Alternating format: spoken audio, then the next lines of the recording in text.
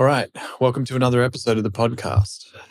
I thought I might do things a little differently on this episode and go into something that's been happening in the public forum that was brought to my attention a few days ago as of recording this. Now, I had a client send to me some details about text messages that had been made public between Jonah Hill and Sarah Brady. They were dating, I think, in 2020 and their relationship ended. But then at some point, things went a little bit hairy. I'm not going to go into the specifics of the situation because I don't think they're actually relevant to what I want to talk about. But just to give you some context to the situation, she feels like he was being quite manipulative in the way he was navigating arguments and conflict with her and wasn't necessarily treating her fairly or with respect, but believed he was. And so there's the belief that there's a bit of gaslighting going on there. And some manipulative behavior on Jonah's part. Now, obviously, I'm not in the inside of the circumstances, so I don't know the finer details of it. All I know is what has been brought to the public. And when I had a client of mine sending me the details on this, who was kind of curious about my thoughts, I went down the rabbit hole for a good, I think 30 minutes of my life was taken away from me on that. And I found it interesting. So I was looking at it through the lens of mindset and psychology, like I usually do with most things. And I thought there were some interesting takeaways that we could take from this experience. I'm not particularly fond of getting into the tit for tat, who was right and who was wrong. I don't think that's helping anyone, to be honest. And I'm really reluctant to jump on this train. But I thought if I could use this as a teachable moment and something that might help you in your life, then why not? It's become public, so why not use something that's in public discourse as a way to kind of help you get some insight into your own life and how you can navigate your own life. So let's get into it. Now, to be clear, the opinions on this topic are really polarized at the moment. And what was funny for me, or maybe actually a little bit sad, funny is probably the wrong word to use here, but as I was going down the rabbit hole of what was going on between these text messages, basically what Sarah had done was screenshot a bunch of text messages between the two of them and audio recorded the audio messages that were sent and made them public. She posted them on Instagram for everyone to see. What's interesting is she's putting this out for whatever reason it is that she chose to put them out. She wanted the world to see something about Jonah Hill, I suppose. And then there's a whole slew of people, and I suppose I'm included in that group of people that have a whole commentary about what's going on. And I've seen a lot of professionals, right, who have come out, coaches, psychologists, therapists, couples therapists, and so on, coming out and talking about, like, going into the finer details of what was said by who and who was right and who was wrong and what is good and what is bad about this entire situation. And quite honestly, I don't think that's actually helping because they're only further polarizing the situation and not helping people extract genuine value from this experience. Now, I'm not fond of polarizing people, which doesn't work very well from a marketing standpoint because polarizations and getting people polarized is actually really effective from a marketing standpoint. But that doesn't help you from a psychological standpoint. The more polarized you are, the greater the emotional swings are. You kind of feel like you're on an emotional roller coaster. So I'm not fond of that. And so when I've seen this unfold and all these different commentators coming out of the woodworks with their opinion about how it's supposed to be done and who was right, who was doing the wrong thing, they're not helping. They're creating issues. And I actually think a lot of them are off the mark, if I'm completely honest. I don't want to call anyone in particular out, but I saw a few and I thought it was silly and kind of unprofessional in terms of what they were saying, not that they were having a commentary about it. So if we get into this, straight off the bat, I'm going to say that neither of them are behaving like adults, which is a big claim to make. But when you're getting in a tit for tat, trying to be revengeful, trying to be vengeful, and trying to hit back, well, you said this, and now I'm saying this to that because you made that comment, and I don't think it's fair, and I'm going to hit back on that. And they're saying, yeah, well, that's not fair, and I'm going to hit back on what you said there. You're just getting into this tit for tat like it's a tennis match of emotions, right? Which is not what a emotionally intelligent or emotionally mature person would do on either side of the field here, right? I'm not saying either of them is better or worse, but what I am saying is the way they're both behaving and the way they're approaching this isn't necessarily mature from an emotional intelligence standpoint. The reason being is because, for me at least, when getting into an argumentative state with people, if they are convicted in the way they see something and they show zero signs of wanting to change their perspective or see things differently, I'm not interested in trying to change their perception of it. I'm not interested in trying to get them to see something because they're showing no evidence of wanting to. And so if I try and invest myself in trying to get them to see things in a certain light, I will only experience a greater sense of frustration about them. And then eventually I'll walk away with the frustration towards myself for even trying. Like, why the hell did I bother when they showed zero signs of actually wanting to see anything? And so when you're trying to play that tennis match of tit for tat, you're not actually getting anywhere with it. You're just going around in circles.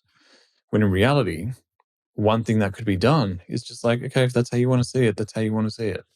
Like, that's it. I'm out from here. Like, there's no point in me actually going any further with this because you're convicted in your perception of it. I can't seem to get through. So what's the point in trying anything here? Like, I'm out.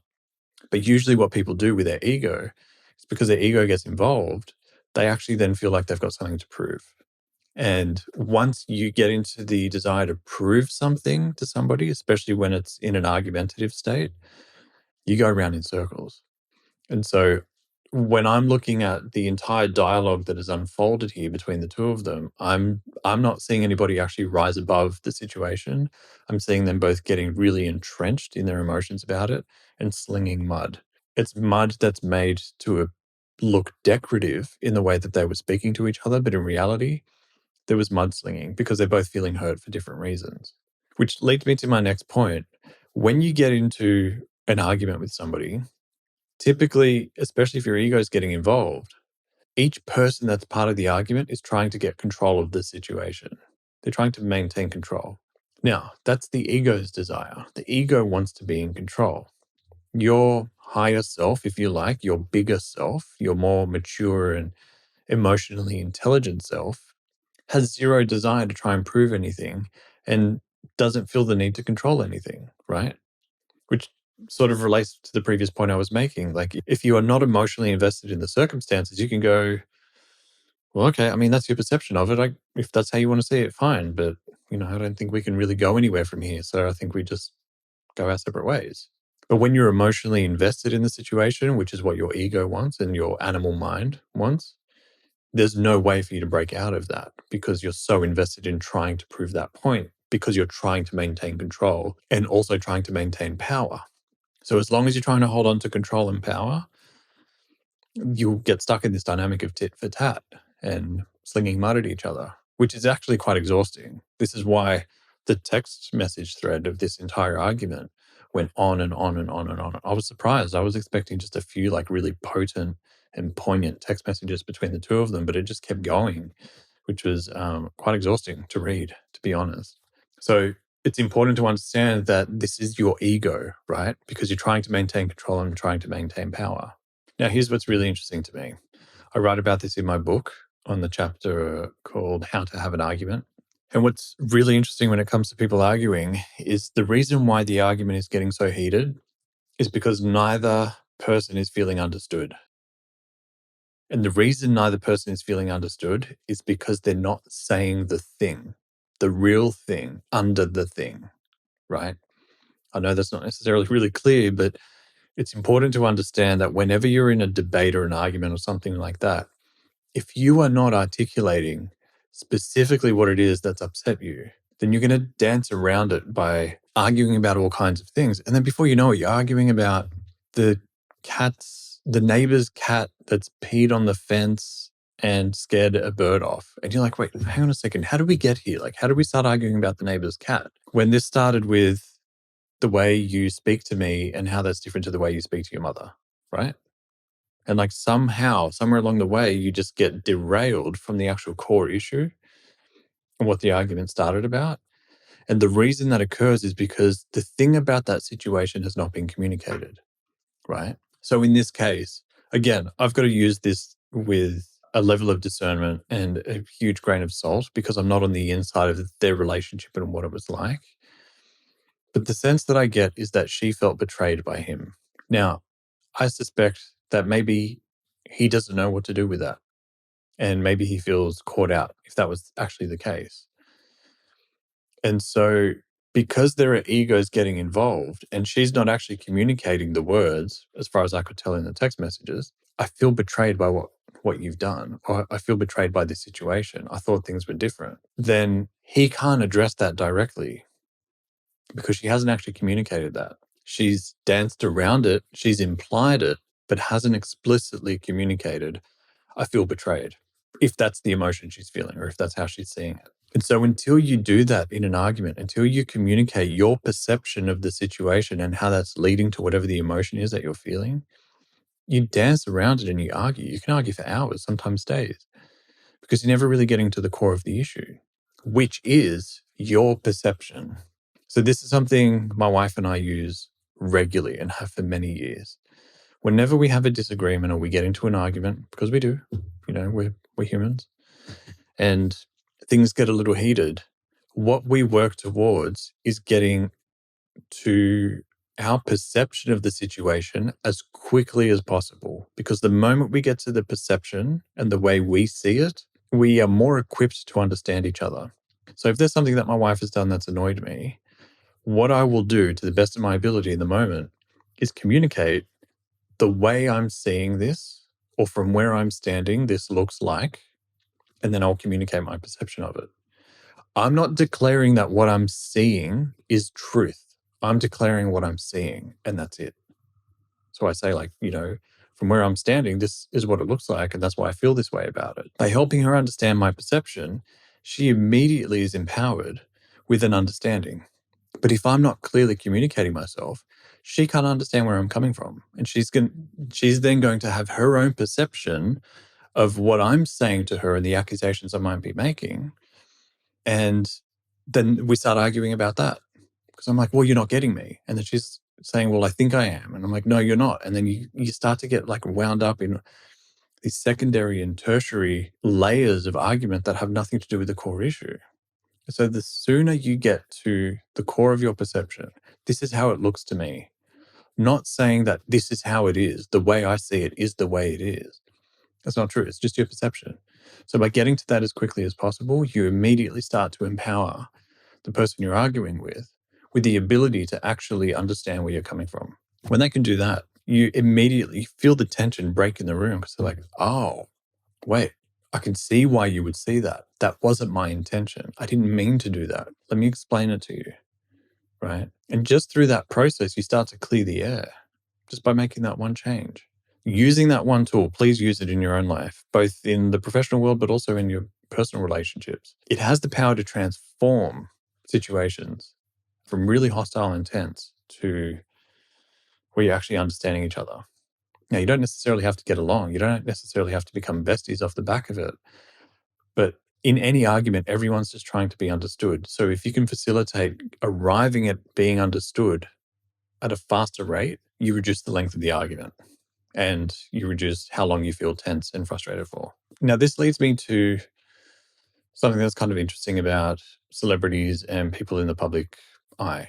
Imagine if any arguments you've had with people get publicly aired. They get screenshot and sent out to the world for other people to see, to criticize you, to say, oh, that was a dick move. Why did you say that? Or why would you be that way? Or anything like that. We've all said stuff and we've all had moments in our lives where we haven't necessarily demonstrated our best selves. What we do when we become consciously aware of this behavior is we then try to go and explain it and help people understand. And sometimes we apologize and we clarify our intention, or we backtrack and we say, you know what? I'm not okay with what I said there. I didn't mean it. Don't take that to heart, right? We get that opportunity in our lives because most of these things are relatively private. For people in the public eye, they don't get that opportunity, right? Jonah Hill is now being painted into a specific corner. He may not necessarily get the opportunity to backtrack on that and clarify things, specifically with Sarah or even the public. And if he does, it might appear to be that he's just trying to save his career or something like that, and it may not be genuine. For most people, we don't have to face these private moments going public and being aired out and having our dirty laundry being aired out in front of everybody. So it's hard. I've had clients who have been in similar situations and they wrestle with the feelings of that, because these are situations that for 99% of the population, you don't have to worry about it being aired out in public. You can have an argument, a very heated argument with family or a partner or friends or whatever, and that stays relatively private. In this situation, these arguments have actually been captured. It's almost like somebody filming you while you're having an argument and then posting it online for everyone else to see. Now, I understand, these people are fully aware that they are public figures and, they have a lot of followers, and that's the downside that comes with it. There are risks that come with that, but this has been very intentionally aired publicly. It's not like the paparazzi have found their way into the circumstances. This has been intentionally captured and put out into the world as a way to cause, what is being said is awareness, but I think what is actually attempting to be done here is to cause pain and hurt. That's something that we don't necessarily have to think about, but I think it's an interesting thought experiment to imagine in any moment where you find yourself not necessarily being your best self, if you immediately think to yourself, well, what if the world saw me right now in this moment? How would I actually behave? I wonder if that would change your behavior in that moment. Would you change your approach? Would you change what you're saying? Would you change what you're doing? This is something that I've thought about for a long time, since I was a teenager. Whenever I got into a moment where I felt like I wasn't being my best self, and it could have just been an argument with my parents or my siblings and saying something that I was angry about that I didn't genuinely mean, but I said it, I would think to myself, what if the world saw me in this moment? Would I change what I'm doing? And that's influenced the way I think and the way I behave. My attempt is to be the way I would privately and also publicly, that I would try to treat people with the same level of respect that I would publicly and that I do with the people in my life privately as well. Something to think about. It's not something that we all have to face. So I thought that was an interesting point to consider. Something that was communicated by Sarah in these messages was that she worked with some of Jonah's therapists and they went to couples therapy while they were together, and felt like they were only further entrenching Jonah's way of thinking and suggesting that she should adjust the way she wants to behave and the way she thinks to match him. I don't actually like couples therapy as a tool for relationships. I know there are a lot of people who have gotten value from it, but whenever I've had clients who have wanted me to work with them as a couple and business partners who have wanted me to work with both of them, I don't work with them together. I work with them separately in one-on-one sessions on their own, where they get to tackle their own stuff individually with me. And the reason why I do that is because by working through their feelings, their emotions, and their perceptions with me privately, one-on-one, what I then give them the tools to do is then go and engage with each other and interact with each other away from me without my involvement. And what that does is it gives them a sense of empowerment rather than feeling like they need a parent or a mediator in the room, like a third wheel going, well, Johnny, don't say that to her. That's not very nice. I'd rather work with them individually and then give them the opportunity as adults, mature, emotionally intelligent individuals, to be able to come together and work through their stuff on their own without my direct involvement. And what that does is it gives them a sense of empowerment that they can actually be together or relate to each other or be in a relationship or a partnership without needing me to oversee the entire experience. Because then there's always going to be somewhere in the back of their mind that they might get into an argument and say, well, let's save it for our conversation with Giorgio. I'll be curious to see what he has to say about it, right? That's disempowering them because that's stopping them from being able to work through it on their own together. So, I know there are a lot of couple therapists out there. I know there are a lot of people who have gotten value from couples therapy. In my experience, I haven't seen it to be as valuable for people as working one-on-one individually and then giving them the tools to be self-reliant and independent of me in their relationship. Otherwise, it's weird. I'd be like a third wheel in their relationship and no one gets into a relationship so they could find a third wheel. So I thought that might be interesting for you to consider, especially if you're someone who has considered couples therapy. I'm not against you both working with the same person, but individually can actually be quite beneficial and valuable. So I thought I might come at this from different angles, give you some thoughts that I have about the various aspects of what's unfolding here with the knowledge that I do have. Like I said, there are things on the inside that I just simply don't know because I have no proximity to either of them. But I thought we could use this as a platform for you to get some more value about how you can approach different aspects of your life rather than this situation just being a matter of public gossip and polarization. For the people that are drawn to me, you are people who are students who love to learn and understand and not necessarily get caught up in the gossip. So I thought I might try and bring something to you that is valuable rather than immature, I suppose. So I want to finish on this point because I think this is the perfect way to kind of bring all of this home. And that is ultimately loving somebody for who they are, as they are. To me, that's the ultimate way to treat somebody.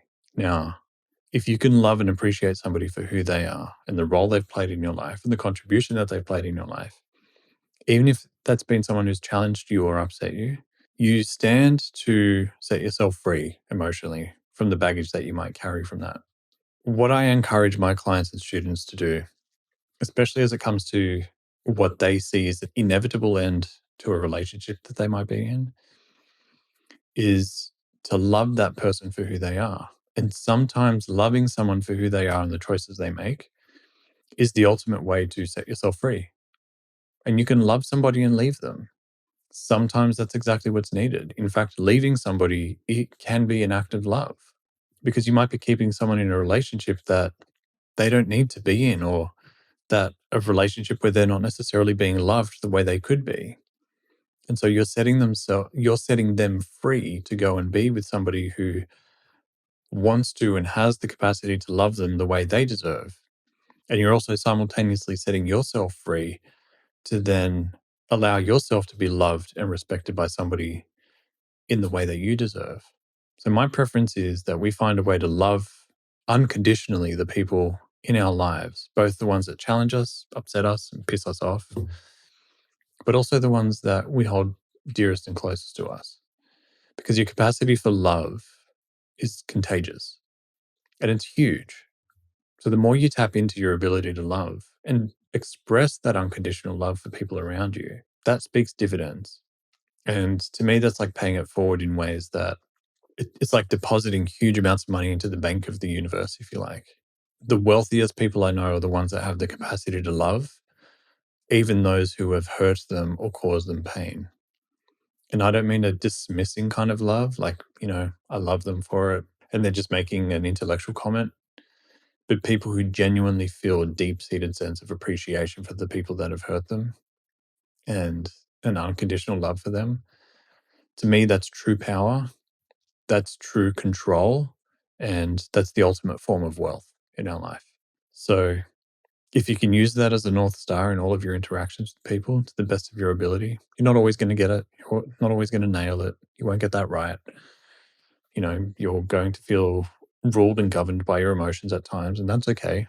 But if you can return to this as a North Star, that's going to carry you through some of your greatest challenges and difficulties in life. So I thought I might finish on that note. I think that for me, that's been a North Star in everything I've experienced. I try to find the ability to love the person and the experience, no matter how painful it may have been. And by doing so, I set myself free from the pain of that experience, and I set whoever else it is that's involved free from that dynamic as well. So they're no longer being judged or entangled in it. And so, anyway, I thought this might be an interesting topic. It might be an interesting episode. I'm hoping that there's value in this for you and that you're able to take something away from all of this entire experience that gives you food for thought and gets you contemplating things a little differently. Because the way I see it, everything in life is a learning opportunity. There's something that we can take away from it. And in this case, these two people are going through a lot of pain and now it's publicly being navigated. So I thought rather than this opportunity going to waste, maybe we can use it as a teaching moment. So on that note, hope you got value from this episode. Thanks for tuning in. If you did, please make sure you leave a review wherever you're listening to this or watching it. It helps. It helps encourage other people to come and find us, to get more value from it. I'll keep producing the content. and giving you as much value as I possibly can. All right. On that note, I'll see you on the next episode. This is Giorgio Janis. Lots of love.